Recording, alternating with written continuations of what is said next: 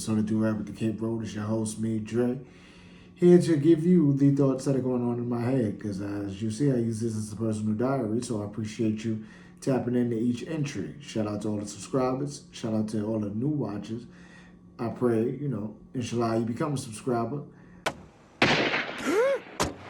Thank you for coming. As you see right now, if you're living in the States, the election is right around the corner. People are freaking out, acting as though the world's going to end depending on who's in office. Facts. Like all of these people don't work together because they believe in the false narrative of different parties. It's two cheeks on the same ass. Okay, then what? Then you're not listening to me. Then you're not listening to me. People are screaming about Project 2025 as if that hasn't been a project since 1419 in this country that is a corporation. Nevertheless, let's lock into what I got to tell you today. You can't have struggle in a fascistic society because the oppressor will find a way to co-opt your struggle. Give me everything. Call an ambulance! Call an ambulance! But not for me! They need attention on them always because bigots are egomaniacs. I'm just dropping balls before we even get into the meat of this conversation. Yes, continue, O great niggerologist. Enlighten us. That is why people who have all of the intersections to the road to fascism still want sympathy. Now, I've discussed main character syndrome,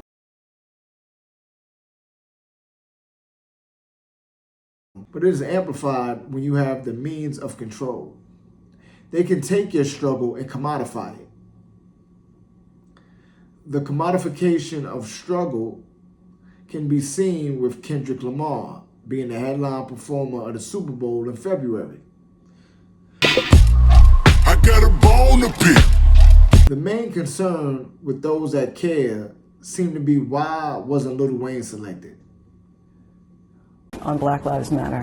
What is it? What do you mean? The idea was that there's this movement called Black Lives Matter, thinking that the rest of America didn't seem to understand that Black Lives Matter. It just sounds weird. I didn't know that you put a name on. It's not a name. It's not whatever.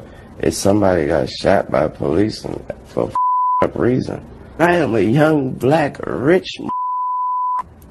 If that don't let you know that America understands Black matter these days, I don't know what it is. That man white, he filming me. I don't know what you mean, man. Don't come at me with that dumb man. My life matters, especially to my.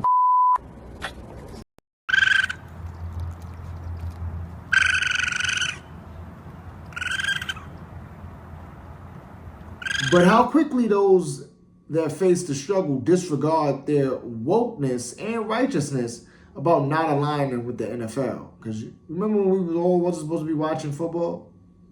Remember that?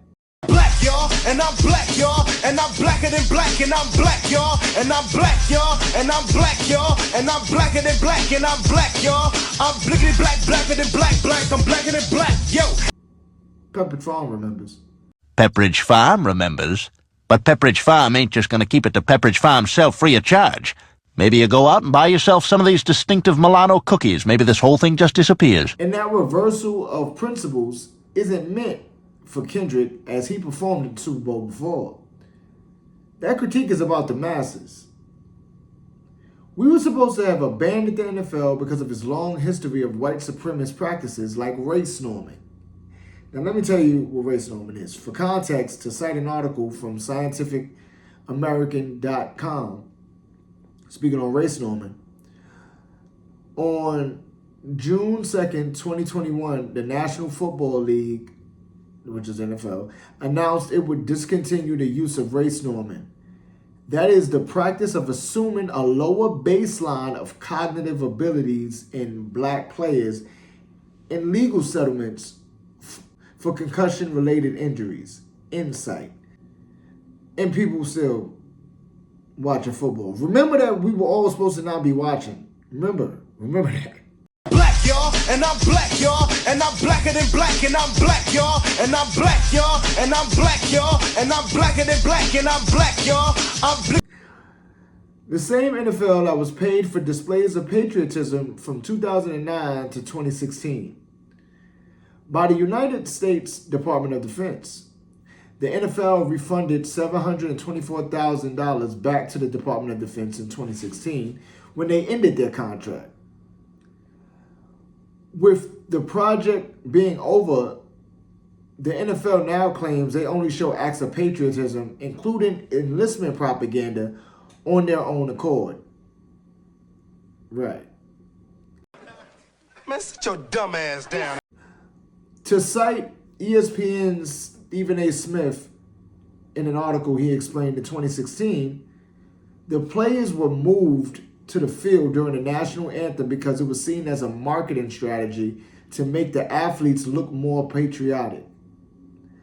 The United States Department of Defense paid the National Football League $5.4 million between 2011 and 2014. And the National Guard $6.7 million between 2013 and 2015 to stage on-field patriotic ceremonies as part of military recruitment budget line items. Insight. It's all propaganda. You're constantly being sold stuff, fam.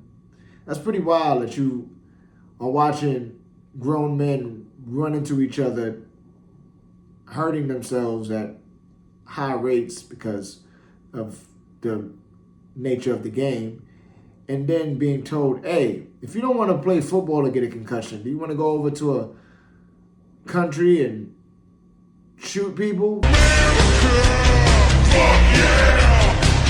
That isn't without missing that Colin Kaepernick was essentially banned from the NFL because he protested police-involved shootings. Again, do we remember that we are not supposed to be watching the NFL? Black, y'all, and I'm black, y'all, and I'm blacker than black, and I'm black, y'all, and I'm black, y'all, and I'm black, y'all, and I'm blacker than black. Now, I am not going to act like I'm not a contradiction because I definitely do still watch football, but I also don't watch football how you were supposed to watch it. Listen, man, we aren't supposed to be watching football. I could have swore. The form of protest he chose, he consulted a military veteran about, which was kneeling during the United States of North America's anthem. Because remember, what's hilarious about the national anthem is that it's talking about North America and its territories that it colonized. But it's not talking about South America. So, yeah. It's fucking lit, my niggers. Colin and his former teammate, Eric Reed, received a settlement from that lawsuit that they had against the NFL for blackballing them and blacklisting them from being picked up. Because after, if you're not aware, or if you didn't care, Colin protested. This was seen as divisive, caused a lot of issue amongst the white NFL team owners. They didn't want to hire him because he was messing with the bottom line, because a lot of people that watch football are very nationalistic.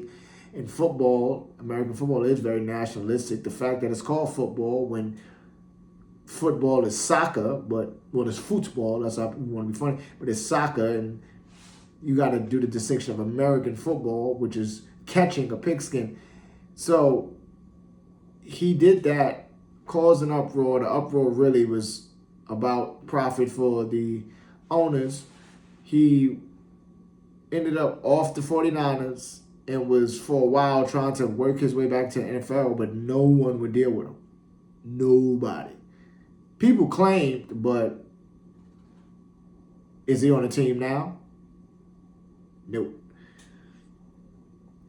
Colin, after receiving that settlement, and was still doing activism even before the settlement, got deeper into his activism, whilst also getting a Nike deal. And then Jay-Z said, we're past kneeling.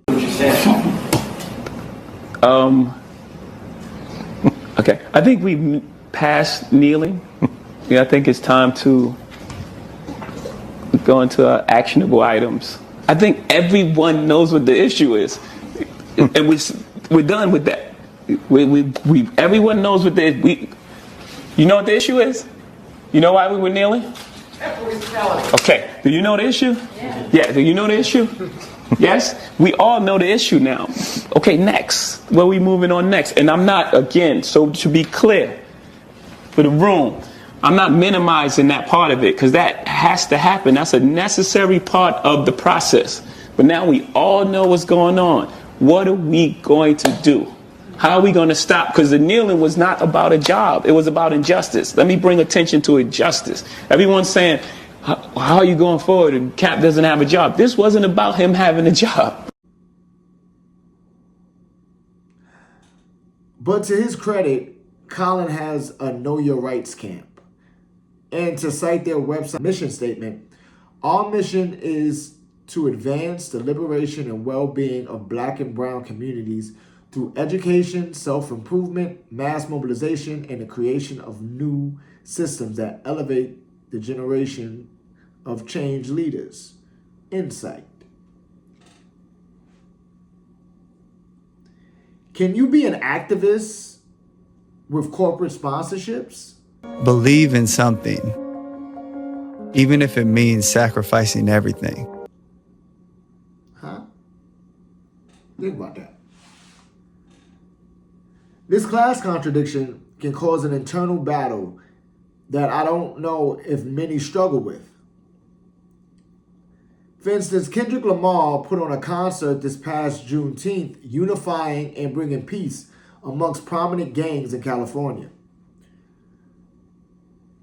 Doing so by partnering with Amazon streaming service for the masses. Yeah, Amazon, the same company that deals with that Project Nimbus that helps the occupied forces in Palestine attack Palestinian people. That Amazon. Free Palestine. To cite a Billboard article, Kendrick's victory lap reportedly broke Amazon Music's streaming record when it comes to live events. Without putting a specific figure on it, the team confirmed there were millions and millions of people watching. As the live broadcast posted the most minutes watched of any Amazon Music production ever on Twitch and Prime Video. Insight. It's wild that Amazon owns like everything. Remember when monopolies weren't supposed to be a thing? Pepperidge Farm remembers. Pepperidge Farm remembers. But Pepperidge Farm ain't just going to keep it to Pepperidge Farm self free of charge. Maybe you go out and buy yourself some of these distinctive Milano cookies. Maybe this whole thing just disappears. Kendrick garnered this from attacking Drake and his ethos. Rightfully so. Somebody that I was like, I used to see out and be like, yo, that's that nigga, you know.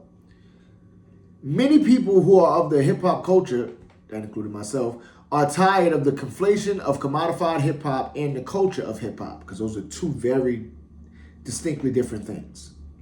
Hip-hop was created by Jamaicans in the Bronx. Hip-hop is African.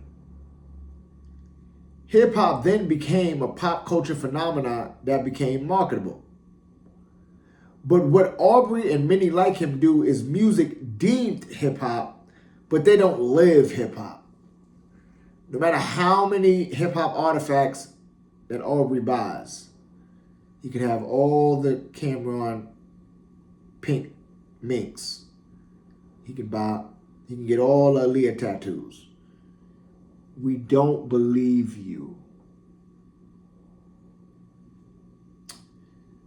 Looking at the architects of the Juneteenth show, one of them being an African woman named Sierra Lever, who leads Amazon's R&B and hip-hop brand rotation, to cite an article from Billboard, Lever adds, people would be surprised who some of the executives are at Amazon Music. The reason we're able to make quick decisions is because we have people who are experts in the genre. The phone continues to ring as Amazon looks for its next cultural moment in the live streaming sector. However, they're not worried about working with Kendrick on a pop-out potentially severing their relationship with Drake, whom they previously collaborated with on a Larry Hoover benefit concert alongside Ye in December 2021. This was about culture for us, Postel says. This was, her name isn't Postel, this is me citing the whole Amazon, or a piece of the Amazon article. Sorry, the Billboard article. I don't think that feuding element even came into it. We don't take sides, insight, because money. They don't take sides because money. They're not about the culture. They're about the commodification of hip-hop. And to Lever's point, you would be surprised with some of these execs at some of these companies. Even if they look like you, that don't mean they're about what you're about. Message! To quote a very great hip-hop line by Vince Staples, "Yeah, I love you because you black, but I don't love your ass like that." Right. Now, is corporate capitalism the culture? Kendrick did use this concert as a vessel to donate $200,000 to multiple charities in California. But what is altruism if you are still materially wealthy? Not downplaying philanthropy, but rather wanting to know why philanthropy can be a business infused in capitalism. It makes no sense to me anyone who is materially well off and aware of others who aren't thinks to only look to give a smidge of their material for tax write-off purposes. Individual pride in that matchup. It makes material poverty a business to exploit. Because again, money. So now back to the biggest capitalist event in this nation, the Super Bowl, which is coming in a few months, as I said at the opening. Kendrick's perceived reversal of principles can be judged by the music he makes. From songs like All Right, which he performed at the Super Bowl 56 and omitted a part that was the reason Colin Kaepernick began his activism in the first place. And we ain't wanna kill a dead in the street for show.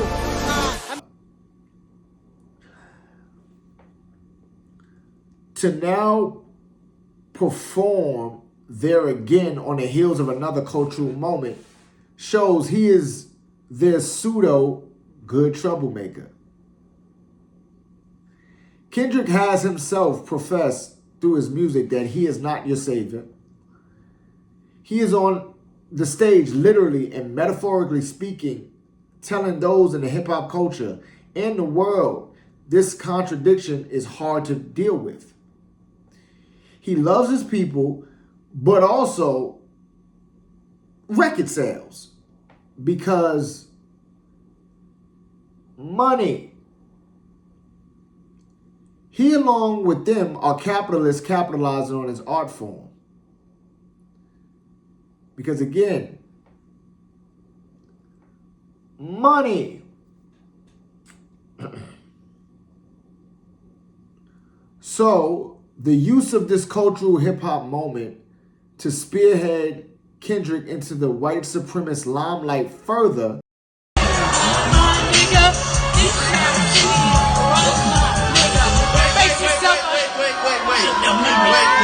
Wait. Am I not cool enough for you? What's up, bro? Brings an insidious infusion of Africanness, of blackness, in this idea called America on the world stage. Creating a space where black power, which was created as a battle cry against white supremacy, that shot James Meredith, a military vet who was on a 220-mile march by himself against fear against the white supremacist system and to encourage African people in America to register to vote. We want black power. We want black power.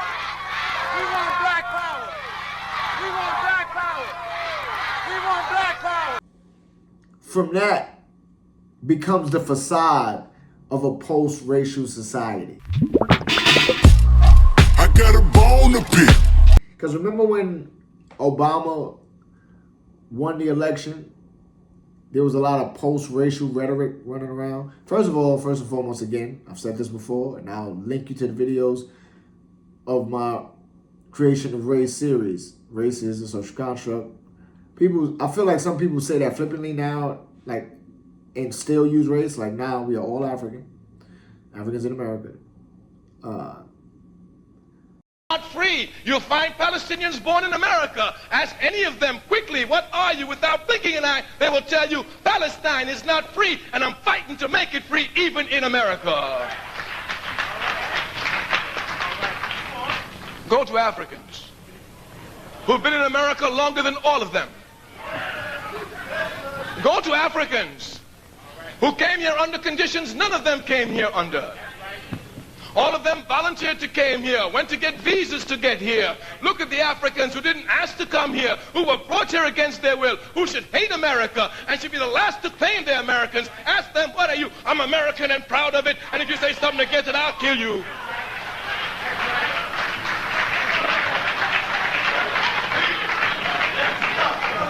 They say the job of the enemy is to make you identify totally with the enemy. Even if we call ourselves Americans, they don't treat us like Americans. They don't treat us like Americans. We have built this country, and they shoot us down in the street like dogs, and somebody's still holding on to them about we Americans. There's nothing in America for us except exploitation. But again, it's just wild to see the way they are taking this moment to feed their interests. So be careful of sharing your struggle. Message! What is an American? Better yet, who could be an American? Is Colin Kaepernick not American? He was protesting against a social injustice in a country which he resides in.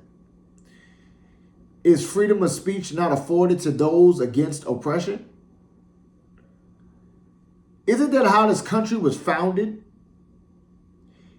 It was a group of enslavers and genocidaires. A genocidaire is someone who commits genocide. Yeah, bro. I don't know if it's in a dictionary yet, but I know it's like become popular. Lately, I've been hearing it in spaces. I like it. I like it. It was a group of enslavers and genocidaires protesting against the British Empire, who also housed enslavers and genocidaires,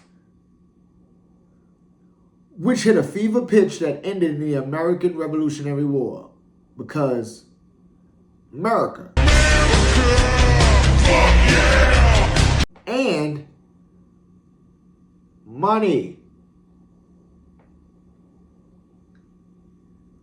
To be American, do you have to fight for land and country?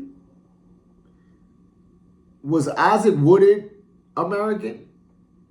He was an Army sergeant in World War II that was returning home from the war with accolades like a battle star for bravery under fire. On the Greyhound bus to North Carolina, while still in uniform, Isaac asked to use the bathroom when the bus made a stop. The bus driver and Isaac got into a small argument about it, and then the bus driver ultimately let him go use the restroom. Once Isaac got back on the bus, the driver made an impromptu stop in South Carolina, where a police chief forcibly removed Isaac off the bus. He was then confronted by several officers demanding to see his discharge papers. The police chief, along with the officers, then took Isaac to a nearby alleyway and unmercifully beat him until he was made permanently blind. Warning to the viewer, I'm going to show you a photo of Isaac after the beating. Because America. Was Isaac Woodard not American?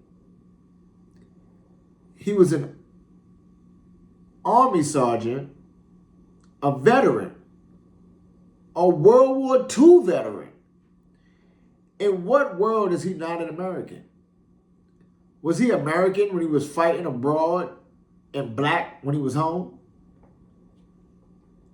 Was he not ever American and merely a mercenary for U.S. hegemony?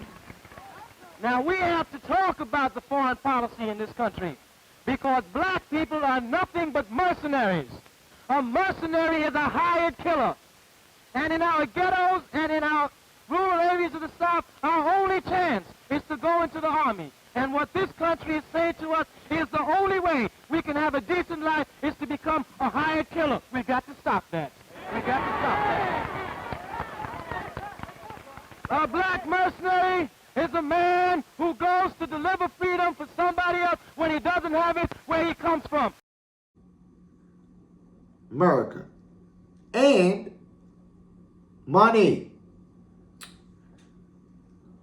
What credentials must one possess to be American? Ida B. Wells was one of the founders of the NAACP, a suffragist which informed her black feminism because dealing with the bigoted leaders Susan B. Anthony and her acolytes forced her to reckon with identity politics. Side note, the term identity politics has been thrown around frivolously lately with this upcoming election because they keep arguing whether or not Kamala is black, like as if she's not phenotypically an African woman. So the bulk of the chattel slavery ended up in South America and the Caribbean. In South America as far as like Brazil specifically, but other countries as well. Nevertheless, she's a black woman. And just because she's a black woman doesn't mean she's not terrible. And again, I say black with quotations because it's not real. She's African. Black is a social class that was put upon her. What is being argued is not identity politics. It is representation politics. What identity politics is essentially what you represent against the power structure. I'll cite an article that articulates these two socio-political distinctions. An article written by Nikki Chow on the Planamag website goes a little something like this. Representation politics is when a person from a non-dominant group who fits a certain identity is given some relative power within a dominant institution to carry out the agenda of the dominant group, i.e. Kamala, Obama. The existing power dynamics between the two groups, however, remain undisrupted, i.e. why you have people arguing if Kamala is black and then how and her credentials, and is Obama a Kenyan Muslim terrorist? Pause site. Still, that what I just said wasn't in the article. That was me talking anyway. But just to let you know, I'm pausing the site real quick. So basically, representation politics is like being the teacher's pet for tyranny. Again, Kamala, Obama. Obama is a mulatto. That's the one-drop rule. Resume site. Political identity is, as Missouri Board of Education member Mike Jones said, who? Something metaphysical. A way of looking at and understanding the world that empowers you to act upon that world to advance your interests. Pause site. So again, how you see yourself in this society dictates what causes you to be willing to align yourself with. It can help inform your relationships to the history and the future of the society that you want to see. Excuse me. Resume site. I just like saying resume site, pause site, site. Site is, I like that word. While representation politics blunts political consciousness, identity politics is about raising political consciousness. The former perpetuates the existing power dynamics, while the latter seeks to disrupt it through organizing and fighting against the repression based on political identities. Insight. Ida B. Wells' crusades for justice made those that loved the status quo of white supremacy an enemy to her. She had her newspaper office burnt by a large white mob of terrorists because she was reporting on the lynchings of Africans in America. Paid off. Most whites had claimed and subsequently reported that lynchings were responses to criminal acts by black people. But that was not usually the case. Through her research, Wells showed that these murders were actually a deliberate, brutal tactic to control or punish black people who competed with whites. Her friends, for example, had been lynched when their grocery store became popular enough to divert business from a white competitor. Wells published her findings in 1892. In response, a white mob destroyed her newspaper presses. She was out of town when they struck, but they threatened to kill her if she ever returned to Memphis. Ida was looking for a way to explain how she was an American in an America that didn't want her people. No. Me, I don't attack. I just give facts. Just facts.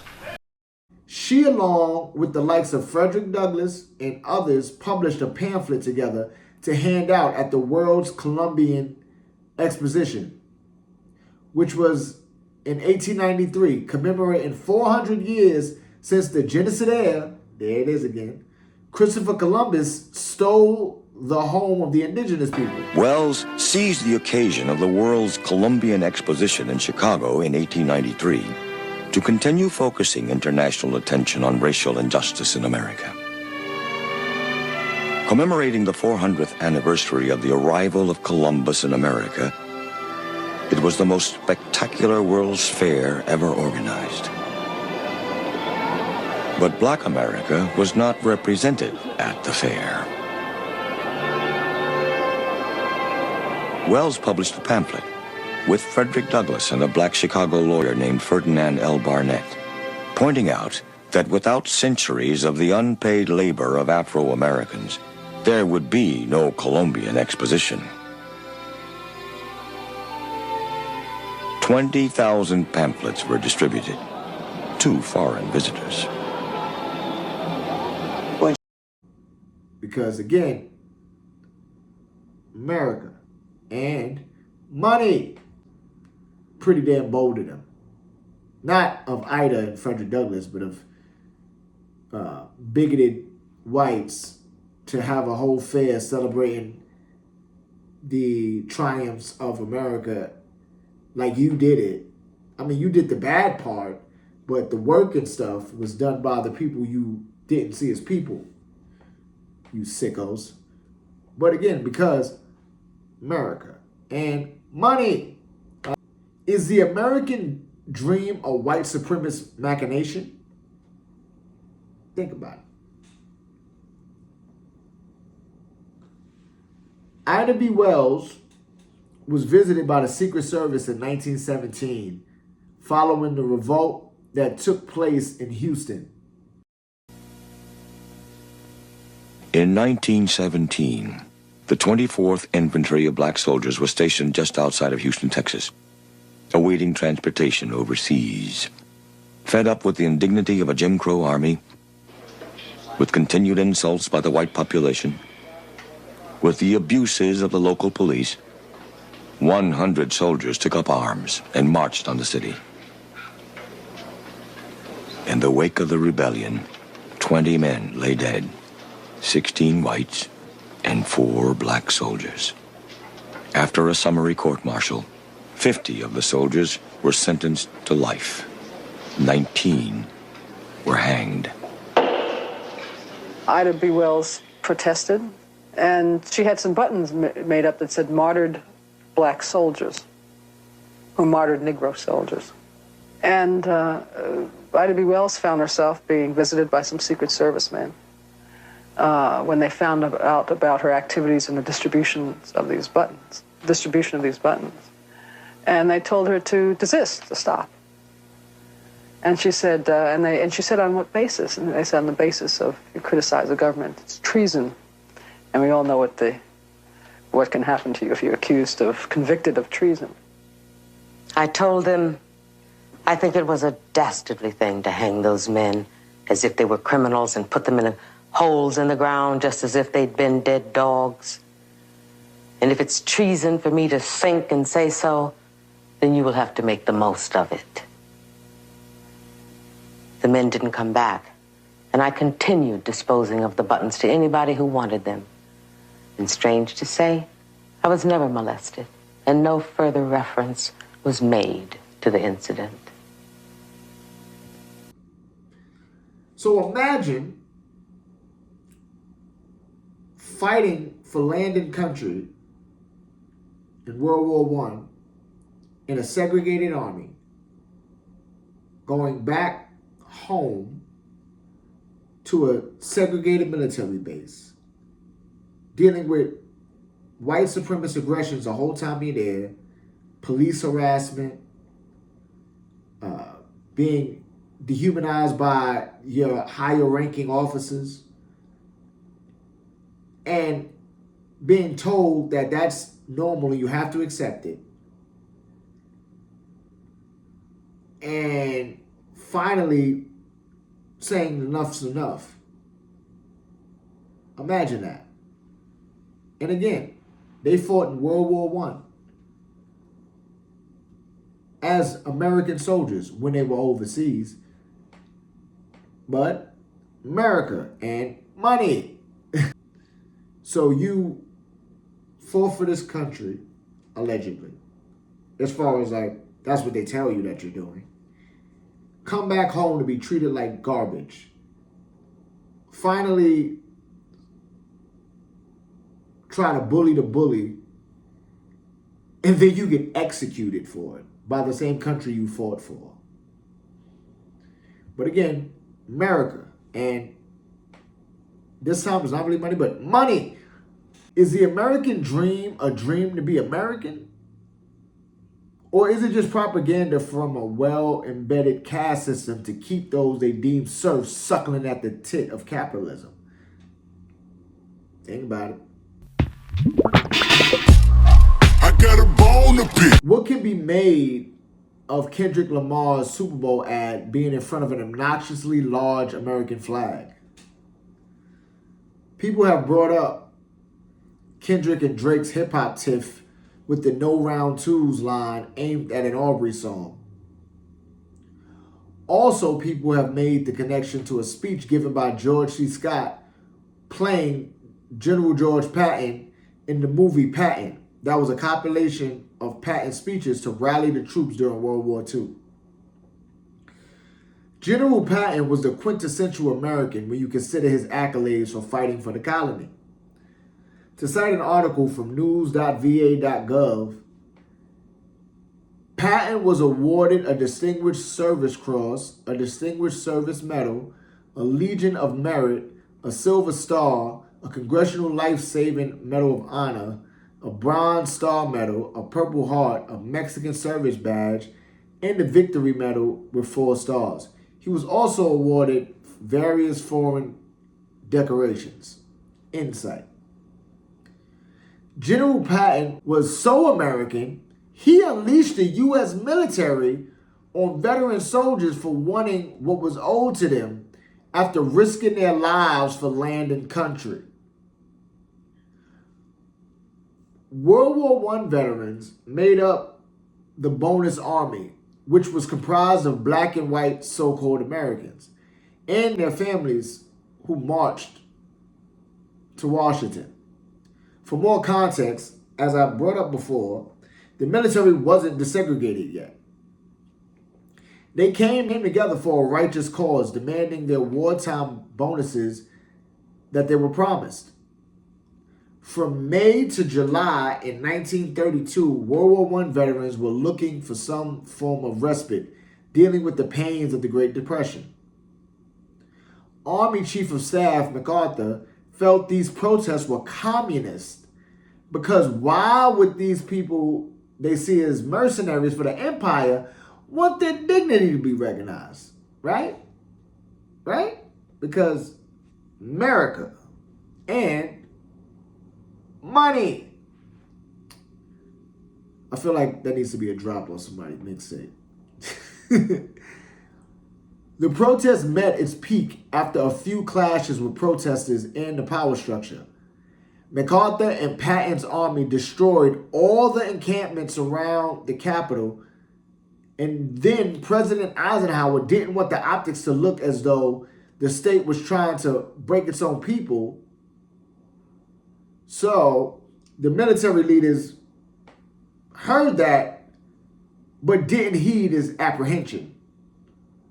On July 28th, 1932, they went into an encampment that ended up set on fire. Because America. Though no one knows who started it. For the love of land and country, those people marched to be loved by those who hold power in land and country. Everyone is trying to find out who they are because the what is self-evident. The issue is people's identities are different person to person. Community is manufactured, not inherent nor intrinsic. The weaponization of one's identity is usually afforded to people who want clear proximity to power. Yes, sir! This nigga spitting. Damn, nigga! So what's more American than a gigantic American flag, a football, and a nigga being trotted out to dance for the camera? That from Brest to various towns in southern Germany and Austria, whose names I can't pronounce, but whose places I have removed.